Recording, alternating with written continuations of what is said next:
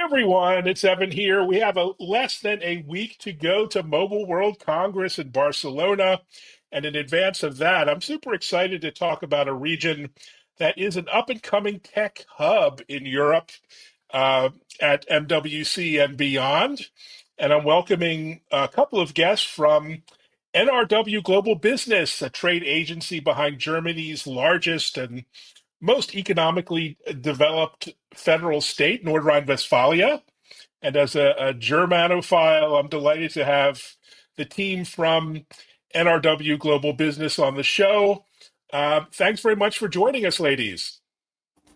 Hi, Thank you so much. Evelyn. Thanks for having us. Thanks for the invitation. Thanks Well, for thanks the for being here. opportunity. And let's start with some introductions first to Joanne. Maybe introduce yourself and your mission at NRW. Yes, so I'm Joan Gamuto. I actually live in the Rheinisches Revier. And yeah, I'm doing the marketing for this beautiful region. Fantastic. And Tina, we've spoken before. You've been very active in the global tech industry. Maybe introduce yourself and your role at NRW. Yes, hello everybody. My name is Tine Schrader. I am 28 years old and I am a project coordinator in the special project Rheinisches Revier. And I'm part of the team for acquisition. Fantastic. Well, great to have you here. We're going to dive into all things tech and geography and uh, and futurism here. Um, Before that, maybe let's start with a bit of an intro. Many Mhm. of us here are a bit geographically challenged in the U.S., but as a lover of all things German, I know the Rheinisches Gebiet, the Rhineland area, Mhm. and as a wine area, something I enjoy tremendously. Uh, German wine, but beyond that, it's also known as an area that's very attractive to international tech Mhm. investors, particularly in areas like data centers and AI and network infrastructure. Maybe talk about that, Tina. What's been the driver behind that interest and the tremendous success you're having with global players in tech? Okay, Evan, let me all take you on a little journey. So, imagine you're standing in the heart of Europe, right where cultures, industries, and innovations converge. This is the Rheinisches Revier. It is just a stone's throw away from the Netherlands and Belgium, nestled between the vibrant cities of Aachen, Düsseldorf, and Cologne, as you can see on the map. So, NRW is not only the largest federal state in Germany in terms of area and population, but is also known as the most important economic center within Germany. And now picture this maybe. You land at Düsseldorf Airport after an international flight, and within minutes, you're on a high-speed train passing by cutting-edge research institutions, bustling business hubs, and vast development areas ready for the next big idea. I would say our region isn't just well connected, it is literally a powerhouse. There is a lot of energy intensive industry here, but also a vital tech sector with an annual turnover of around 15 billion euros, many global players, and around, I think, 400 companies from the cybersecurity sector. But of course, it is not just all about business. Life here also is exceptional. So whether you're drawn to the, let's say, the cultural scene of Cologne, the historic charm of Aachen, or the dynamic energy of Düsseldorf, you are never far from a major metropolis. The Rheinisches Revier offers both the space and the infrastructure to grow. So whether you're looking for brownfield redevelopment opportunities or greenfield investment potential. And with 60 million people living within a 250-kilometer radius, the talent pool here is just immense. Most importantly, Rheinisches Revier is known as Europe's largest lignite mining region, ensuring energy reliability for centuries. But it also has a very diverse economy. But John, I think we'll come to that one later. For sure. Okay, And now I come to John's and my job that we briefly mentioned. Germany has decided to stop mining and generating electricity from lignite in the near future. And with this decision, it was clear that the Rheinisches Revier would undergo a huge transformation process. So our goal for the region is to become Europe's first climate neutral industrial region. And the starting position for that is very good. For the federal government and the state, the transition here is a top priority, which is reflected in a budget of 14.8 billion euros. But we also know that a project as large as the the transformation of the Rheinisches Revier requires the collaboration of all stakeholders and partners. So that means expertise from champions from all over the world. And that's why we are targeting international companies. And John, I think we want one thing to really stick with them. There is not only great commercial space, skilled workers and funding here, but also the chance to participate on such an exciting process of change just overall. Wow, wonderful message. And I can certainly personally attest to the amazing infrastructure and culture and history of the region. But you also have an amazing digital footprint that's growing, Joanne. So maybe talk about the industries, the digital industries that are top of the list, the investments that are being made, some of the investors that have already committed to the region, and what is the vision for a future digital society in the Rheinisches Revier? Yes, so we are definitely not starting on a blank sheet of paper in the Rheinisches Revier. There's probably nowhere else in Germany with such an application-oriented scientific landscape. The RWTH Aachen University and the Forschungszentrum Jülich are internationally renowned when it comes to AI, robotics, and quantum computing. But we will come back to this later for sure. On the other hand, several renowned companies are already on site. A computer center from the UK has been based in Kerpen for a long time now. And Quanta Computer is already based in Eschweiler and will be soon opening a state-of-the-art factory in the Brainergy Park in Jülich, where components of autonomous driving will be manufactured. I could also list a large number of other companies, including Extron, for example, which is a global leader in plant engineering for semiconductor production. And there's also a very lively startup scene, especially in the Aachen area. However, Microsoft will bring completely new impulses, especially for topics like AI and cloud computing. Yeah, the Microsoft announcement is a blockbuster one. Maybe talk about that in a little more detail. They're building 2 hyperscaler data centers in the Rheinisches Revier. They're the core of Microsoft's largest investment package in Germany to date. Maybe talk about the reasons, the rationale for the Rheinisches Revier, the geostrategical advantages, and other reasons they decided on the region. Yeah, of course. So for the manufacturing companies we address, we like to emphasize that the Rheinisches Revier is really located in the heart of Europe, close to largest sea and inland ports, and is perfectly connected in terms of infrastructure. But we also offer digital players a real location advantage because the Rheinisches Revier is where 2 data roads intersect. One connects the 2 hubs of Dublin and Frankfurt, passing through major data hubs in London and Amsterdam. The second data road runs from Stockholm to Frankfurt, connecting data centers of German industries, American content providers, and European institutions. So the Rheinisches Revier is where both roads meet, at a location where over 60 million potential users can be reached in less than 20 milliseconds, all within a radius that Tina already mentioned of just 250 kilometers. And these are simply the best conditions for hyperscalers. So Microsoft, the company itself, mentions that the two hyperscalers will increase cloud and AI capacity for all of Germany, so not just the Rheinisches Revier. So in line with this, Microsoft is also funding an AI training initiative for local businesses as well as for career orientation.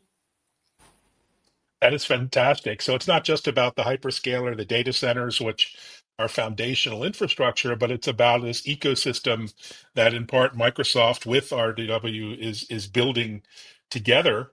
Maybe talk about that ecosystem and how many other companies can now connect and collaborate as part of that ecosystem.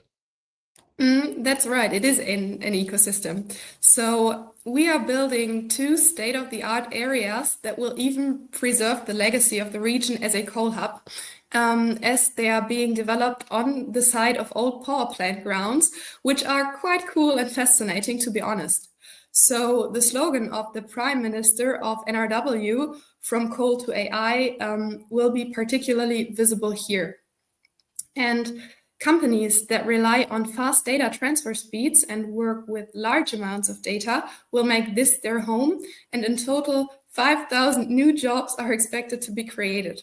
And of course, hopefully, a lot of innovative business models as well. Also interesting is that the two parks will have different specializations, which is also interesting to mention here. One will focus primarily on the development of software and data models, while the other will, among other things, work on solutions for the industry and the energy sectors. So the industries where there are already plenty of champions in the region, like Bayer or the SMS Group, for example. Fantastic. And it's not the only area of focus in these two digital parks. I understand generally AI and robotics, where Germany has been a leader for many decades. So there's a pretty big transformational budget, 15 billion euros being assigned to grow this opportunity. What are some of the other large projects that you can talk about at this point? Yes, Evan. As you mentioned, the state of North Rhine-Westphalia aims to transform the Rheinisches Revier into a sustainable digital region overall. So the two key projects in this effort are hyperscalers and digital parks. But another major initiative is the so-called AI Village in Hürth, covering over 12,000 square feet. It will become Europe's first fully digitalized campus dedicated exclusively to the research, development, and demonstration of AI and robotic applications. So to achieve this, the AI Village brings together startups, established companies, and the research community, providing them with real-world labs for testing. So specifically for startups, there will naturally be a range of incubator and accelerator programs. And another key project I would like to mention is Neurotic 2.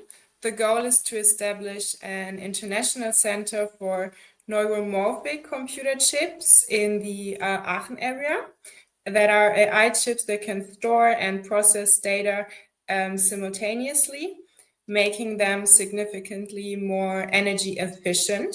The project brings together various high-tech companies in collaboration with the RWTH Aachen and the Forschungszentrum Jülich. Wonderful. I love the focus on research. You mentioned that several times now, and you have incredible research and institutions in the area.